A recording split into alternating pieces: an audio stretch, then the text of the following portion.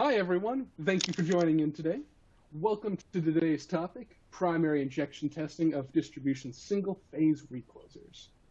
Here in our webinar platform, you'll find you can move around our presentation space to your liking, as well as discover a few new pieces of learning information, such as finding out more about your presenter over here, as well as being able to contact us offline for any questions or discussions you'd like to have over there. My name is Michael Fleischer, and I'm the Digital Marketing Analyst for Megger. I'll be assisting you in your presentation, as well as acting as our moderator for our Q&A session at the end of the webinar. On the left side of your screen, speaking of Q&As, you have the Ask a Question window. You can submit questions at any time during our presentation, and I will read the questions out during the Q&A session at the end of the webinar. Additionally, I'd like to remind everyone a certificate of attendance, copy of the presentation, and link to the recording of this webinar will be sent out in 2 business days to everyone who attended. Our presenter today is Volney Naranjo, Deputy Director of Technical Support. To assist with the question and answer session, we will also have joining us Glenn Wall, Applications Engineer, and Mark Pashowski, Applications Engineer. With that, I will hand things over to our presenter. Thank you so much for joining in today, Volney. Thanks so much, Michael, and welcome to everybody. So, we're going to be talking today about the primary injection testing of distribution single-phase reclosers. It's a long name, and I got a lot of information to contextualize this topic. So to start, I'm going to turn off the camera to make things cleaner in the screen for you, and to be able to focus on the material. So the agenda we have for today, we're going to discuss about the basics of reclosers, and again, to contextualize about the topic that we are presenting, because it's very specific. Then we're going to talk about the self-power reclosers, which is what is bringing us today here, and then how to test them with primary injection. And then we finalize with the Q&A session. Very basic, very concise agenda. And let's get started with this. So, what is a recloser? Talking about the main and common reclosers, well, these are automatic and high voltage switches, and they can be medium voltage as well. I guess I missed putting that here. It's an automatic switch that opens during an overcurrent like any other breaker, but it attempts to reclose, and after multiple attempts of reclosing, it will lock out. It will have the ability to lock out and not close the circuit again, just to provide some protection there. It can be in single or 3-phase configuration. The standard that guides these devices is C3760 from IEEE, which is the international standard, and it's actually a combined standard with IEC. For high voltage switch gear and control gear. Part 111 is automatic switch circuit reclosers and fault interrupters for alternating current systems up to 38 kV.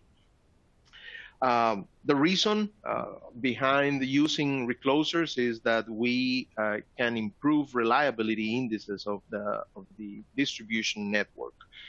What are those indices? Well, they are commonly known by their acronym, like SID, SIFI, KID, MIFI, which is basically averages of different points of view of the system. So the average outage duration, for example, is the SID.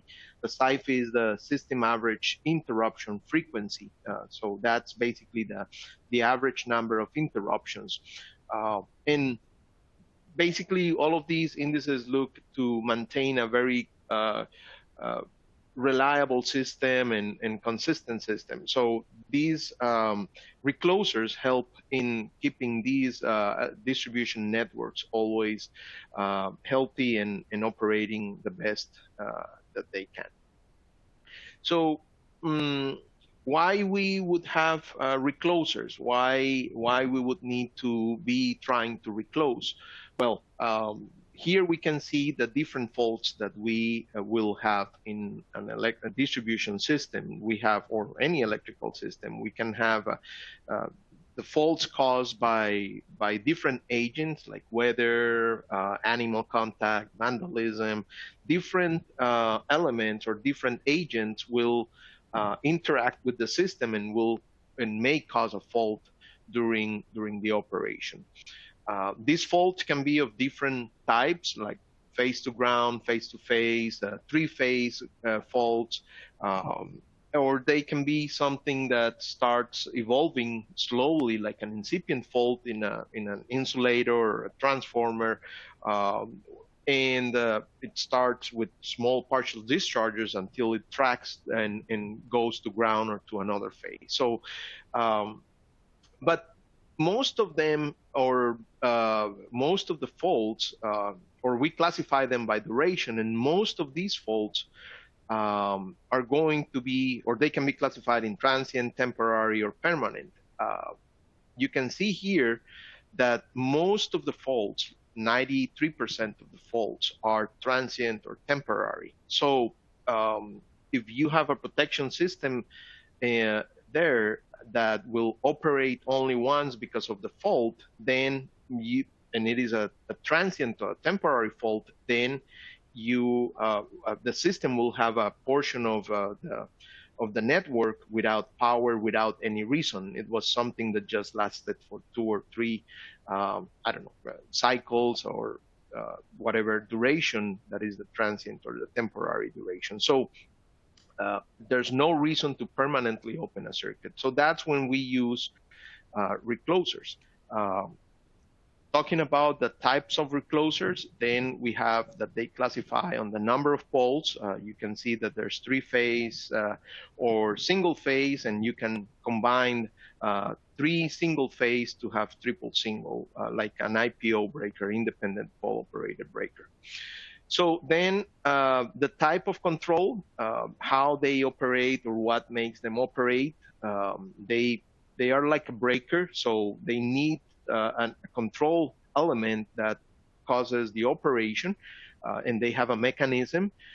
So they can have an hydraulic mechanism or control, as well as mechanism, or we have nowadays the electronic or microprocessor reclosers. Voltage, I already mentioned that they can be high voltage or medium voltage, and then the interrupting medium, well, before the most common ones was the oil circuit reclosers, and nowadays we have the vacuum circuit reclosers. So, oops, sorry. Now there's a new type of recloser in the market, and that's what is bringing us today here. So let's talk about these self-powered reclosers. So we just discussed the classification of the reclosers. So these new type of recloser, they are single-phase reclosers. The control is microprocessor. It's an electronic control microprocessor as well, but they are self-powered, and that is one of the most important characteristics that they have, and what distinguishes them from the other reclosers, not only because of the operation, but from the testing perspective. So, and that's what we are focusing today here on, the electronic self-powered reclosers. They are used on medium voltage systems, so these are not for high voltage. And then the interrupting medium, they are vacuum circuit breakers. And there's a vacuum bottle inside these new reclosers. So what is the purpose of these new reclosers? Well, it has a very specific application, but they can be used in, I guess, in several applications. As of now, the main application is to replace fuse cutouts of lateral circuit protection circuits. Just to contextualize a little bit more, you can see here a typical distribution network where you have your reclosing circuit, and then from there you have a main line where other lines will tee off from there, and when you have those derivations is that you have your lateral fuses. So in here you can see a picture of the typical configuration, and one of them is blown and the other fuse is still closed. So this is one of those cases probably that the fault was kind of it was a permanent fault, or it was an excessive fault that it blew the fuse, but it may have already recovered, but the system will be off, or at least that phase will be off until you a crew is rolled out and they come and replace the fuse. So these new reclosers are giving more flexibility to the system, more capability to control, and I guess it falls within the smart grids implementation that we see nowadays. So which are these new reclosers? So we have four main players. I may not be aware of other manufacturers. These are the ones that we know and that we have already worked with, or we are starting to work. So we have Siemens. Siemens is they have a product that it's called the Fuse Saver, and you can see here some of their specs. So they can be. It seems that they have two models, from one that can work at up to 15 kilovolts and the other one up to 27 kilovolts. The nominal current, they can be up to 40 or up to 200 amps for nominal current. Short circuit current, you can see here from 1.5 to 6.3 kiloamps. And very important, these two more bullets on the Siemens one is that they need a line charging current of 20 amps, or and they also have a battery backup. So now we see some of the differences from the regular reclosers that we know. So now we need a minimum current there, because there's a harvesting device that needs to collect or harvest energy to be able to operate all the electronics. And we're going to go into more details about that. And in this particular case, it has a battery backup. Then we have another one with battery backup, which is the Hubble, the Versatech. One single voltage range, or it can go up to 29.3, and they can handle 100 or 400 amps continuous current or nominal current, a little bit of higher short circuit current. They need less current, charging current, and they also have a battery backup. The other two players, the SNC Trip Saver, similar specs. They don't need as much current to stay on or to charge, to be able to harvest energy for the operation, but they don't have a backup battery. And the same for ABB, the Eagle, is what the name of the product that they have. They also do not have battery backup. So we notice some differences here, and this is already telling us that for testing purposes, they probably need to be approached differently. And those are a couple of the things that we're going to be also looking at today. Okay, let me advance my slide here. So a couple of the features and advantages, of course, going from and comparing to a fuse, going from a fuse to a recloser, it's kind of from earth to heaven, but within these single phase reclosers, we have that they, of course, have the reclosing functionality, that they also work as sectionalizers. They have these small vacuum interrupter, which makes them also reliable. And most important feature, they are self-power, and some of them may have backup battery. And even with that self-power feature, they can have wireless communication. The actuator is magnetic. They can be a replacement for these cutout fuses. And in the end, all of these is that it means less truck rolls and less operating and maintenance expenses. And it also increases all the reliability of the system.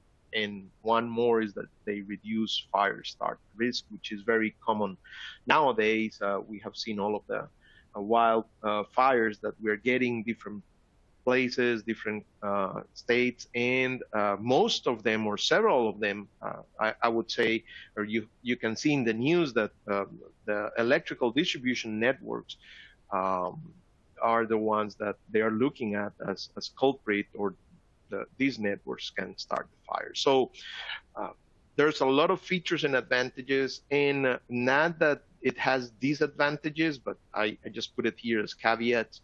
Now you're dealing with an electronic device, so you need to program it and you need to test it, be it for commissioning or maintenance purposes. But if you're installing a protective device there, you need to test it. Compared to a fuse, that there's nothing for you to test there. So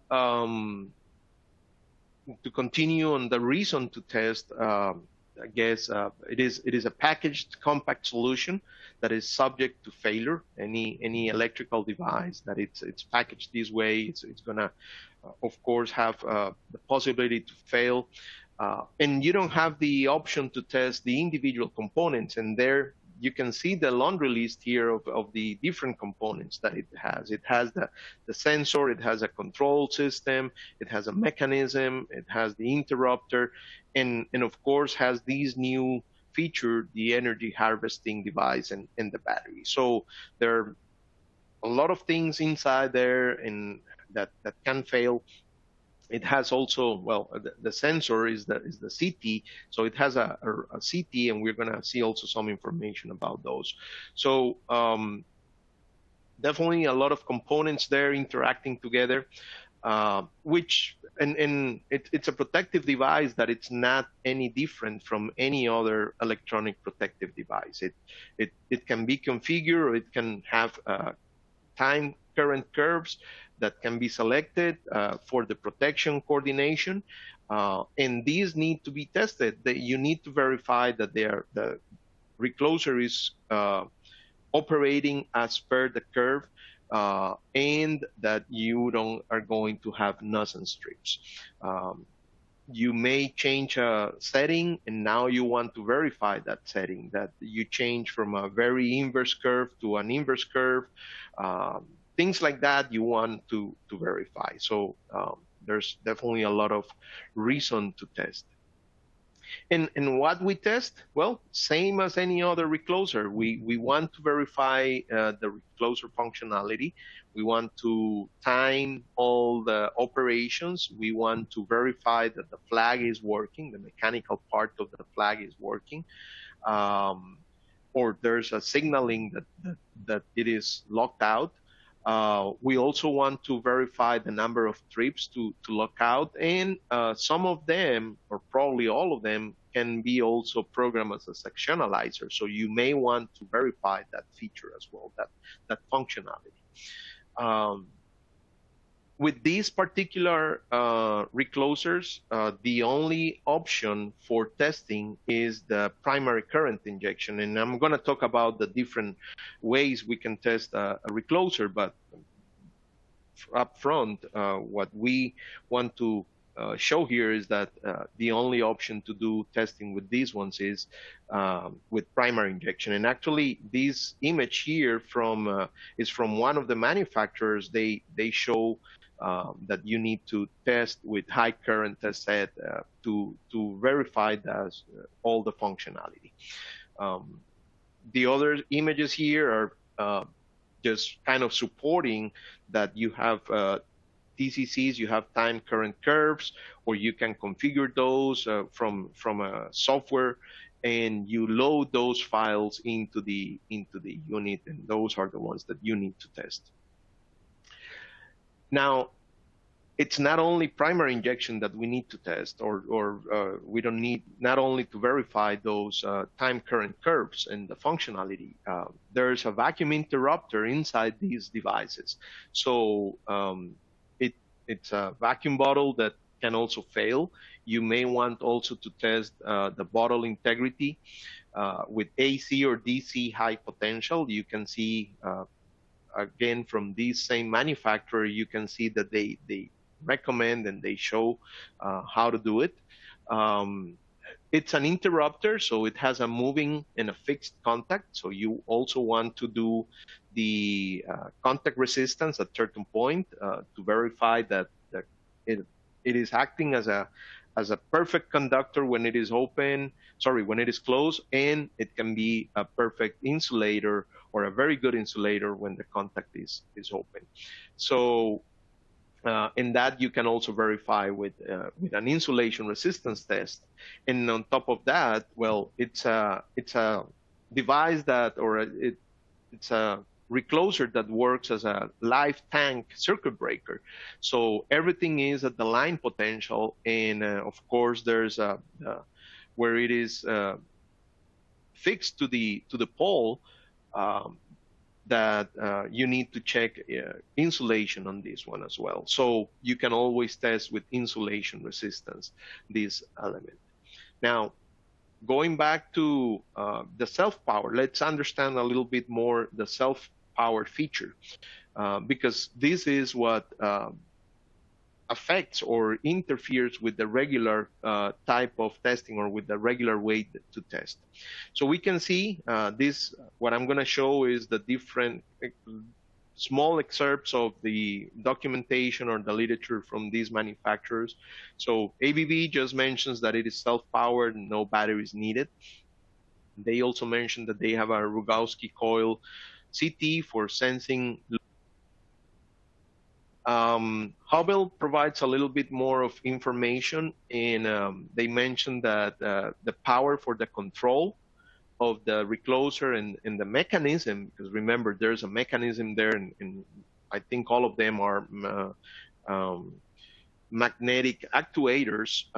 The power for this mechanism is converted from fault or load currents using two power current transformers. So I guess the key part here in this statement is that there's two power current transformers.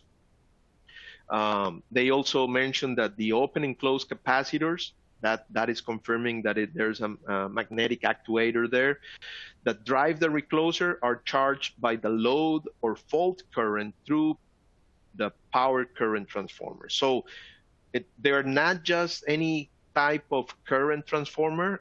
They are power current transformers. That means that they can handle loads. Usually current transformers are meant only for measurement. They are not meant for handling loads, and they have burden limitations, and that's why when we look at CTs, we have this burden specification. And I'll show a little bit more about that in the next slide. But what I want to show here now, it's a schematic of this type of circuit. This is not from Hubble. This is not from any of the manufacturers. This schematic is from this document that is listed down here. It's researching about the topic. I found this document that was very interesting, the self-power wireless current sensor. It's a thesis, proof of concept for continuous current measurement and energy extraction using one current transformer. But in all the theory that is shown there, they show this circuit that shows that you have your primary line and the two CTs and what happens from there. So one portion goes to the measurement, the other portion goes to this harvesting device. So you can see the power supply.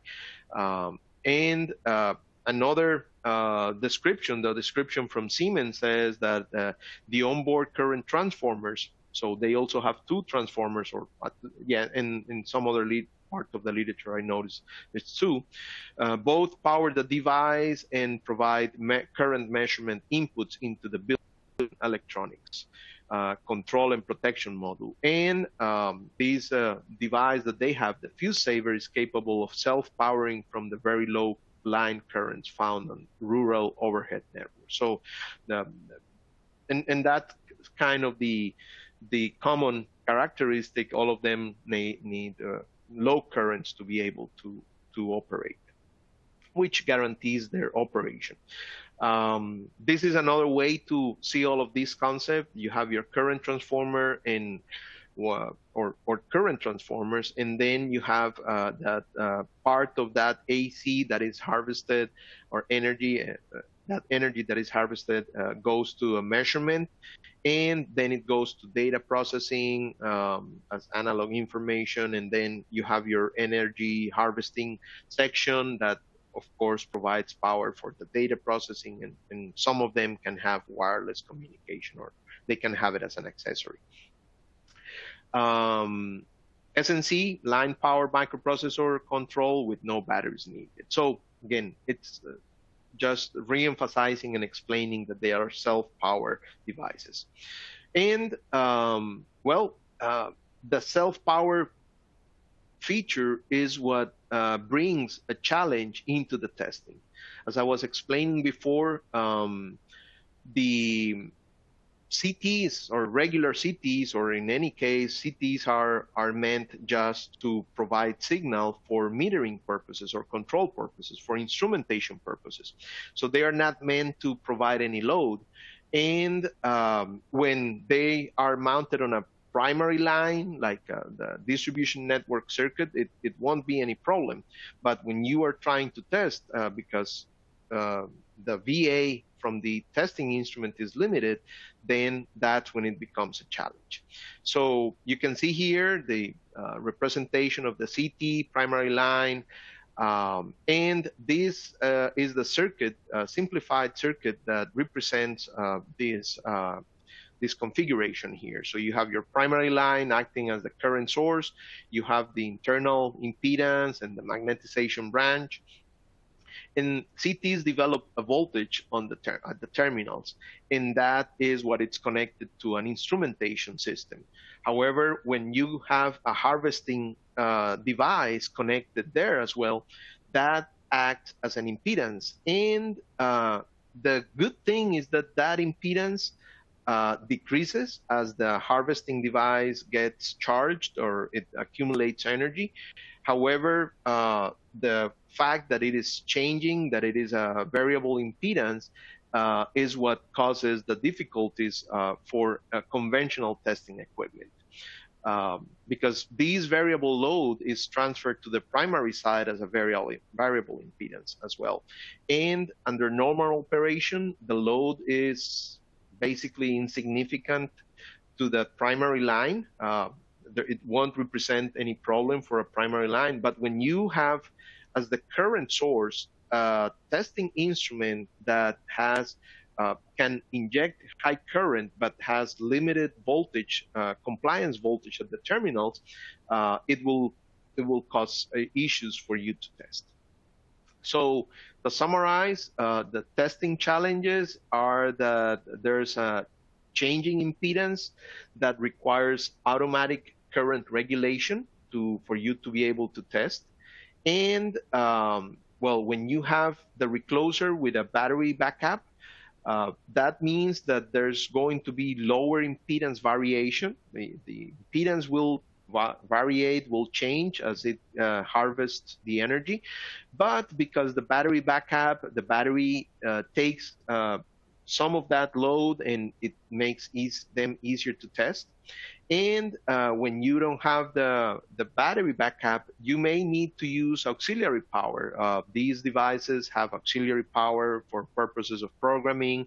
So it's a matter of understanding if you can use that power for testing purposes, and when or how you can use that auxiliary power for testing purposes. Or in addition, you can also have an instrument that has higher compliance voltage and the ability, or you will need to do longer pre-fault required. And that is another aspect, because the characteristic or how they operate and how they can be programmed, they may need an event sequencer, or you may need an event sequencer to be able to test. What that means that these reclosers, they need a pre-fault condition. And this is, I guess, it's a consequence of having the harvesting system. You need some pre-fault current for all the energy to be charged, or to harvest enough energy to be able to control or to power the control and all the operation, handle all the operations. So that is the main reason for the pre-fault condition. And if you have an instrument that can do event sequencer, that will make the testing process easier. Now, for testing purposes, let me see. So let's talk about the primary injection testing of these devices. So now let's get more into the details of testing. How do we test reclosers? Before getting into the specifics of these recloser, specific type of recloser, let's see what is kind of the main concepts of testing reclosers. So how do we test them? We were discussing about the different type of reclosers. So it depends. It depends on what type of recloser you have. If it is high voltage and electronic, that has a separate control box for the recloser, you very likely may need to use or can use secondary injection. Or if it is high voltage circuit breaker, or sorry, recloser, very likely you need a circuit breaker analyzer. Here we see one of those cases. Here at the pole, there's a three-phase recloser, vacuum recloser, but you have your controller down here, and this is in essence a relay that you can test with secondary injections, like a secondary test set, like a relay test set. And well, depending on the manufacturer, you will need some connections there, some extra boxes, but it is an easy way to test reclosers. You are not injecting primary current. It makes, in some situations, the testing much simpler. If you're talking about hydraulic or the same electronic reclosers in the self-power reclosers that we are talking about today, well, we definitely need primary injection. Electronic ones, I already mentioned that you need to test with, or you can test with secondary injection. But if you want to test the whole system with primary injection, you can also do it. And that is also a common practice. The hydraulic ones, you need more power, you need more VAs to be able to test them. They have a very high impedance. And that's when you use an instrument like the OCR that I'm showing in the picture, you need higher energy there to be able to test. However, none of these instruments or none of these conventional instruments will work perfectly or will make your life easy when testing these type of self-power reclosers, the new type. They need primary injection, but because of the changing impedance, the requirement of the sequencer, you cannot use them. Some of these instruments may have the ability to generate a sequence of events, but it's only for fault condition, not for pre-fault. And the other aspect is that you can see here from the pictures that you have variacs there. You have a knob there to adjust the current. The current adjustment is a manual adjustment. So the regulation of the current throughout the test is manual. So there's no way that you can do the change from a pre-fault condition to a fault condition in an accurate manner, in the right timing, and it may mess up with the energy harvesting process, in the sense that it's not going to harvest enough energy. What to test? The typical test that you do on any other recloser. So in that aspect, you can test everything that you want once you have the ability to test. So you can check for the sequence of operation, the minimum pickup. You verify your time current curve, the operating time for different conditions. You can also test the single shot to lockout, or what it's called a hot line tag. Um, all the reclosing time for all of the operations or the individual operations and the total clearing time. So there's a lot that you can get out of the testing of a recloser. So what is the solution? What you need? Well, in our case, we have the SPY 225, the Smart Primary Injection Test Set. It is an instrument that can do up to 2,000 amps, and it's a very light instrument, probably the lightest in the market for this amount of current. The important thing is that it is an automated instrument, and that means that it has a output current regulation, and that entails also that it has no DC offset and there's no current decay while it is injecting. Then the software can load the TCC curve, so you just select your curve, and you can initiate the test depending on what you're testing, because the main application for this is molded case circuit breakers or airframe circuit breakers. But in the recloser aspect, we are also including some automation there. And of course, it has the event sequencer. You can add more units for higher current, up to 4 units.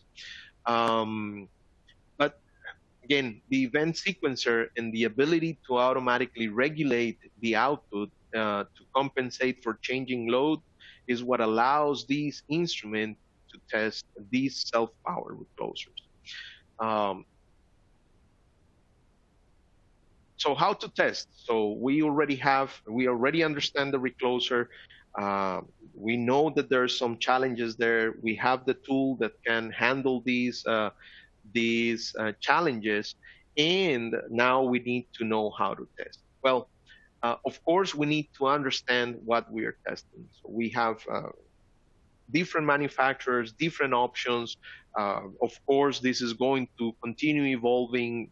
Tomorrow, you may have more manufacturers in the game. You may have more models with different characteristics. So, as with any other protection, complex protection system or devices, you have to do your homework on researching about the device, understanding how it operates, how to program it, and all the things that you can program. And once you know that, of course, you can also determine what are your pre-fault conditions. So depending on how it is set, what is going to be the expected nominal current, you want to know that so you can simulate that with the instrument. You want to know the current magnitude. In some cases, you may need a determined time of this pre-fault duration, and you're going to see a demonstration where we need to do this for 1 minute. So we need to inject the pre-fault current for 1 minute. And you also need to know if the battery needs to be charged, or if the battery has to be installed, or if you need auxiliary power. So a little bit of homework, understanding how to work with this device. And then all the settings. You need to know all the settings that you're going to be testing, how many operations to lock out. You need to know what curve, what is your current pickup value, what is the total clearing time. So all the things that you want to test, you may need to have that already clear and very well understood.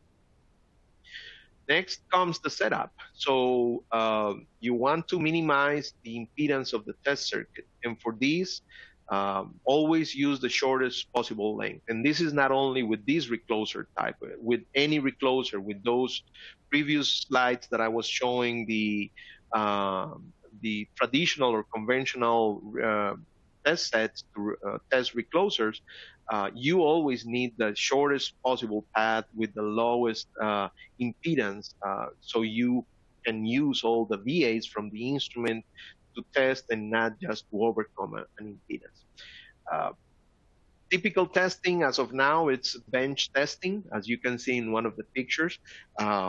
During commissioning and prior to installation, you want to test, so that can be done easily at the shop. But along the line, you may want to test for maintenance or for troubleshooting and understand what happened. Um, so you may need to test at the pole. In that case, you also need to work your connections. You may need to bring the test set up, test set up there, or you may need to use long leads, always working to look for the shortest possible length and the lowest impedance. And usually when you have long leads, you want to twist the leads to overcome the impedance from the magnetic fields around the cables.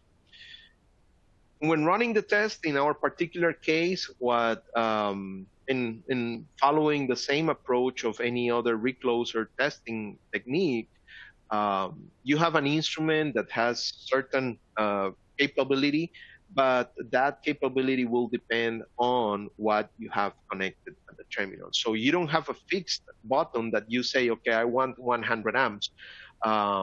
You need to work with the output, or you need to pulse the output to see what is the current that you can get, and that's what you do at the beginning of the test. You pulse to be able to find out with 10% of output, I'm getting 81 amps. Okay, I need 100 amps or I need 160. So I increase this to 15% or 20%, whatever.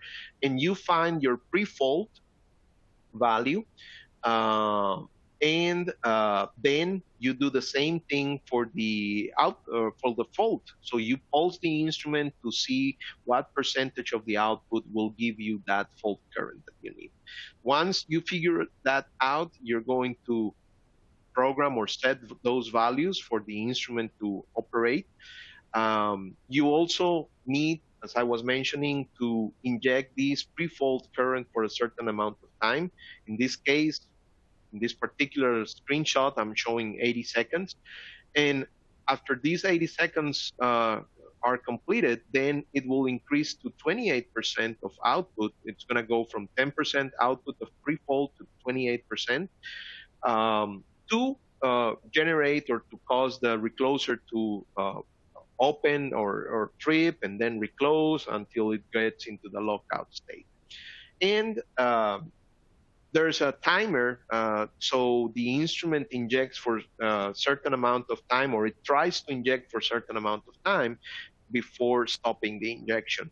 And of course, this time needs to be longer than the time that you are expecting the recloser to operate, or all the time to lock out.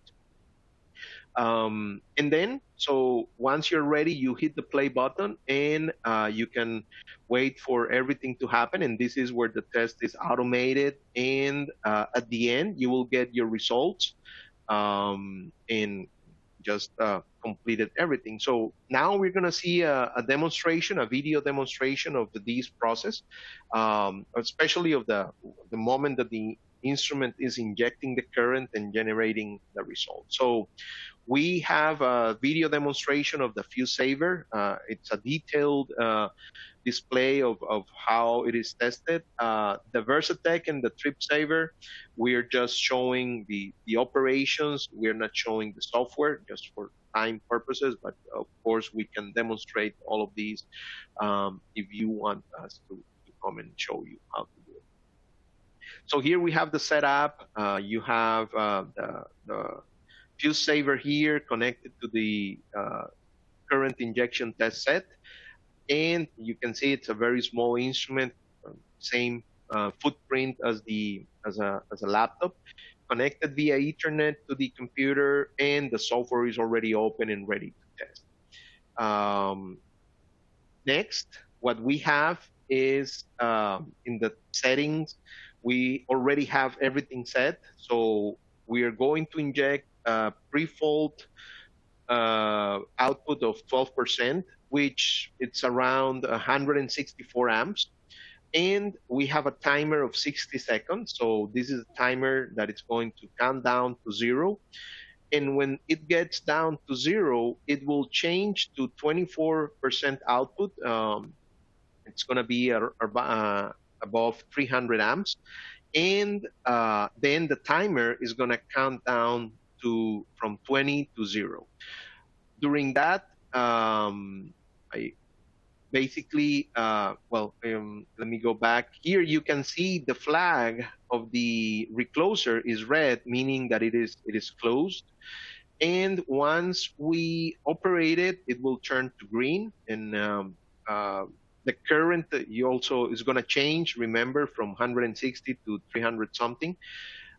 So during the video, focus on these two fields. Nothing is going to change here in this setting screen. The only thing that is going to be changing or varying is the current, the timer, of course, but this is just the countdown to complete those timers, and the flag is at a certain point is going to change. And at the end, when it finally logs out, it's going to show the test results here. They're going to pop up here in this manner. I think the results are different. I use different. Oh no, probably these are from the video that we have. So Michael, let's play the videos, and I guess I will also do some voiceover the videos.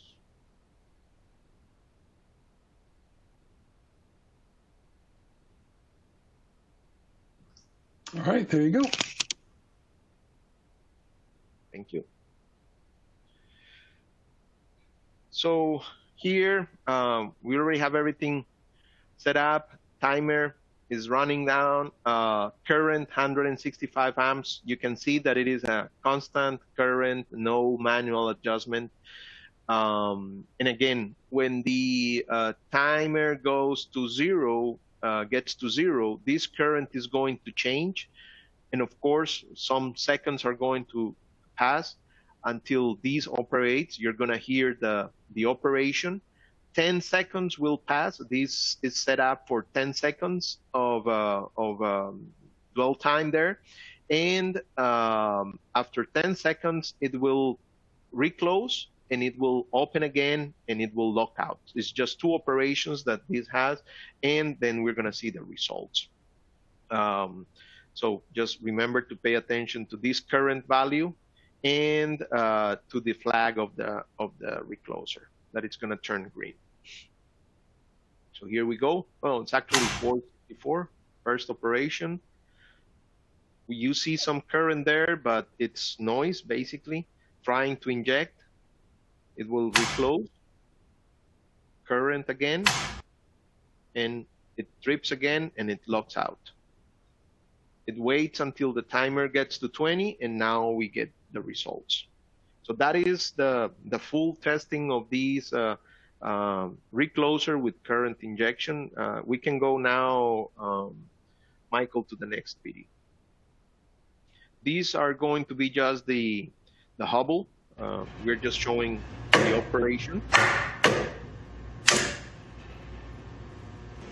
And this is the website.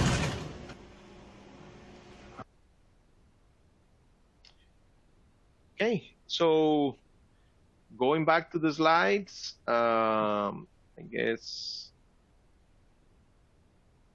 So just to conclude or finalize this webinar, I want to close indicating or saying that these self-powered reclosers are proliferating as replacement of fuse cutoffs of lateral lines.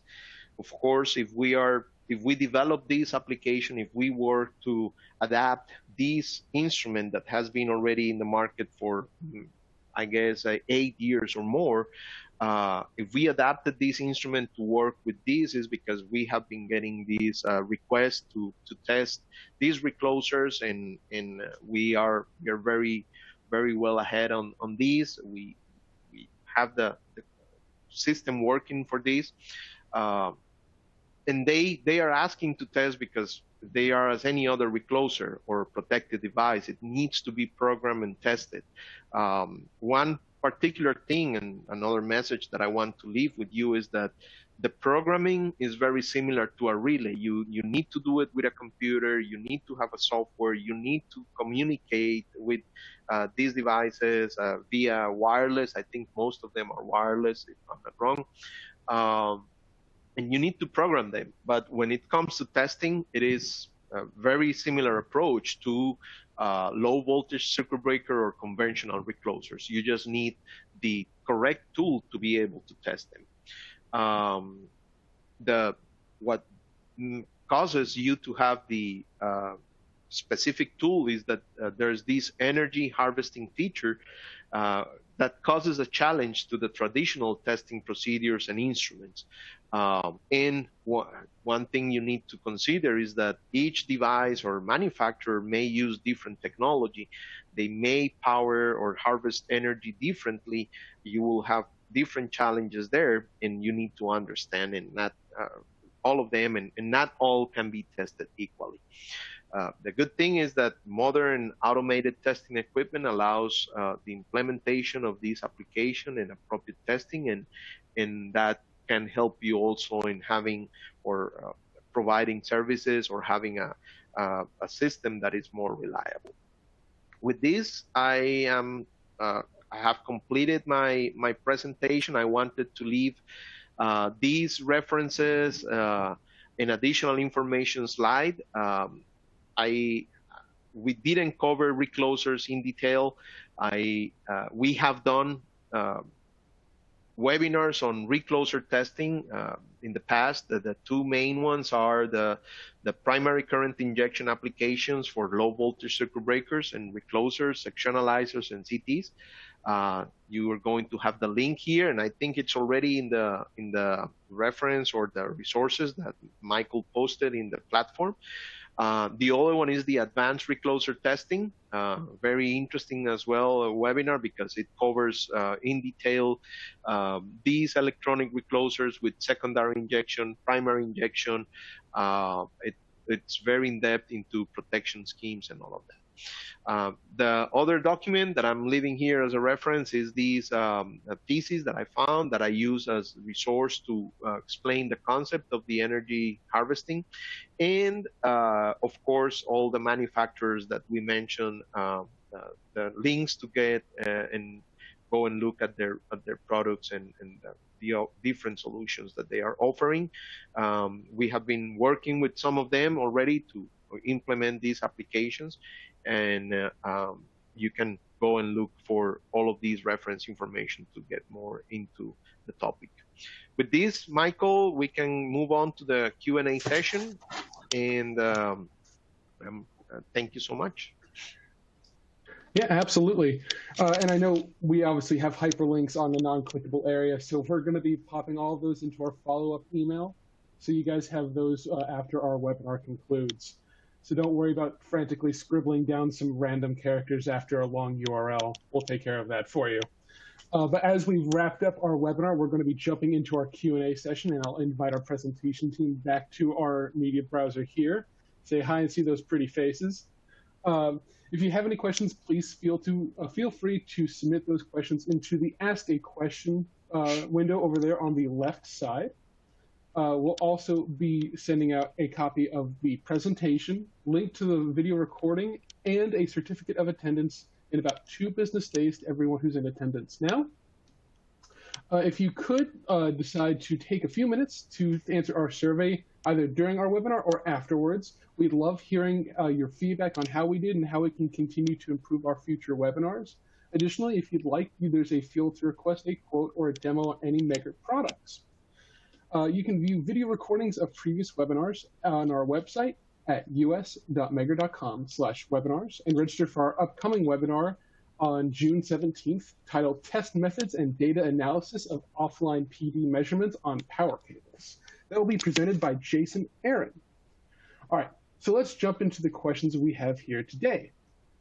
Our first question I'm going to send over to our panelist, Mark Pujovsky. Mark, do these small reclosers have voltage elements like undervoltage or just current?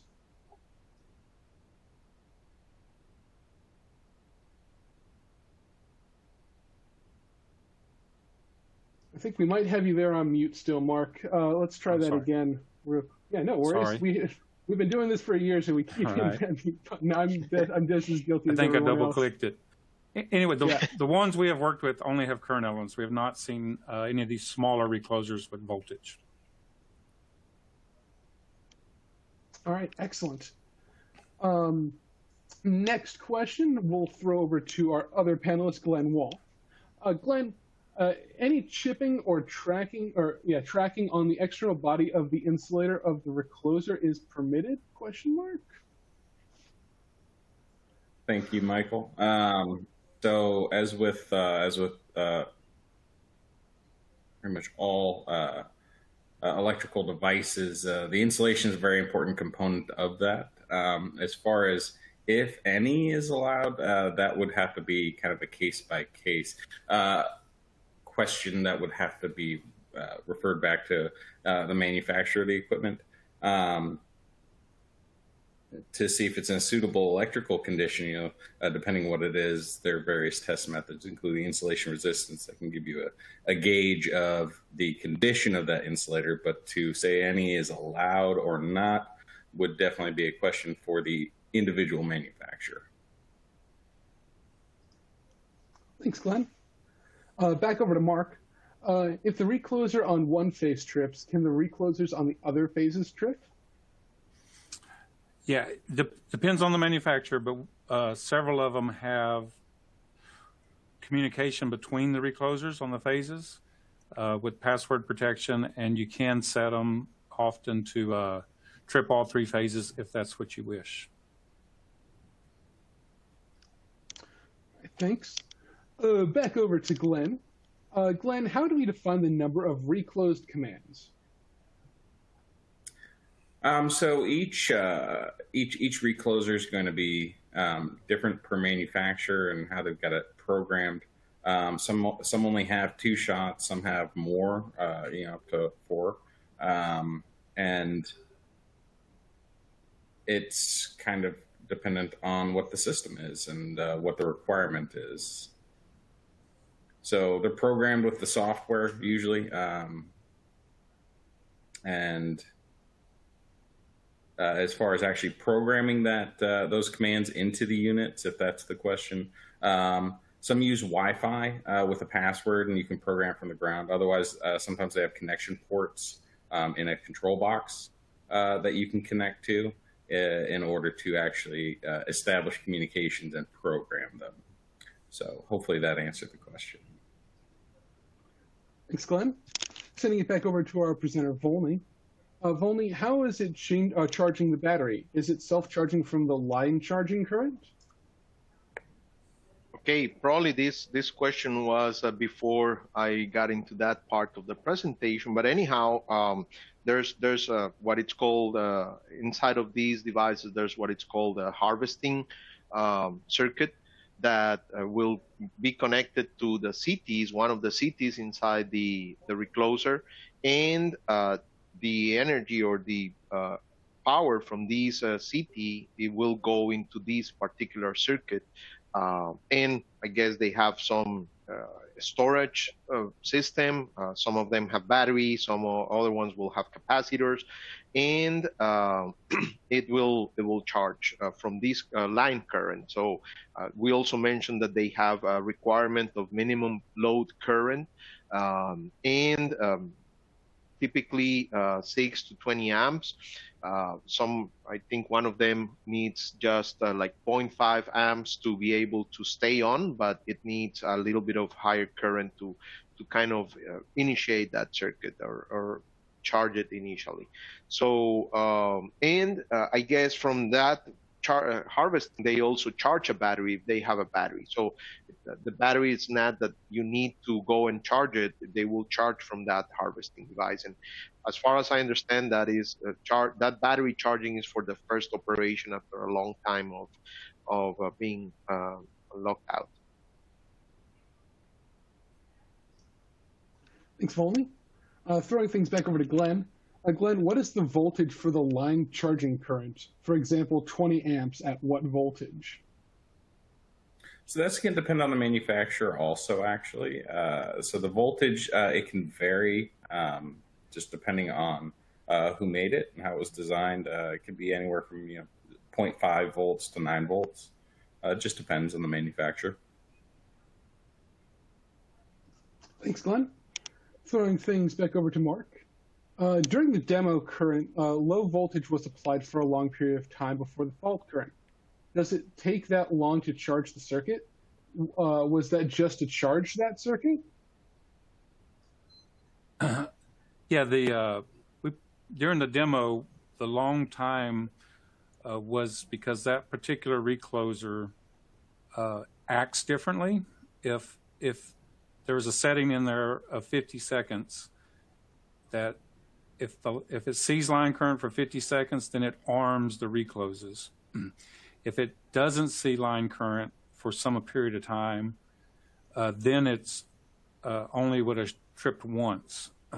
So it only took a few cycles really to charge it, and then the rest of the time was making sure the settings went to the reclose mode and not just to the single shot. So it was more of just trying to test that device the way it was set. Thanks, Mark. Throwing things over to Volney. Is it possible to inject three-phase current at 120 degrees per phase? So we discussed two ways to test reclosers depending on the type of the recloser. Electronic reclosers, microprocessor controlled, conventional type, you can do secondary injection with those. And because usually they are three-phase reclosers, you may be interested in injecting three-phase signal, secondary currents. And that is part of what is discussed in these other webinar that I mentioned in the references, the advanced recloser testing. And definitely with those, with secondary injection, you can inject three phases. With the primary injection, you, of course, everything that I showed is three-phase configuration. And specifically for this application, these are single-phase, so there's no point on thinking about three-phase injection for this one. So at this moment, what we have is single-phase for primary injection. All right, thanks, Volney. Back over to Glenn. On the units with battery backups, will they trip if the battery is bad? So from what we've seen, yes, they trip off of the actual line current by itself. The battery is mostly to assist with the communication devices and the SCADA systems on the low line currents. So the battery isn't necessary typically, from what we've seen, for the operation of the overcurrent protection or to actually operate that piece of equipment. Thanks, Glenn. All right, it looks like we've come to the end of our Q&A session for today. I know we have a few questions that we didn't answer live, but we will be reaching out to you offline to give your questions the time they deserve. Some of them are topics of their own we could start a new webinar on. So just keep an eye out for those emails. Speaking of emails, as a reminder, we will be sending out a copy of this recording, the presentation, and a certificate of attendance to everyone here today in about 2 business days, along with all of the related links that Volney had there at the end slide. So you can click on through there and watch some of the other webinars we had on Reclosers, since, again, that's a huge topic, and we have spent a lot of time on it, and we will spend more time going forward. Before we end, though, I would like to remind you guys to take our survey so you can tell us how we did and what we can do on future webinars to cover different topics that you may want for us to spend some time going over. Additionally, there will be a spot for you to request a quote or a demo if you are so interested. But with that, I'd like to thank you all for attending. As we conclude here, do answer that survey if you have the time. And I'd like to thank you all for joining us. Wishing you all a great weekend. Thank you all to our presenter team and our audience. I know we got a little bit of your time here today. We are excited to take more of it going forward. With that, thank you all. Have a great weekend. Make sure to relax, and we'll see you next time. Bye. Thank you.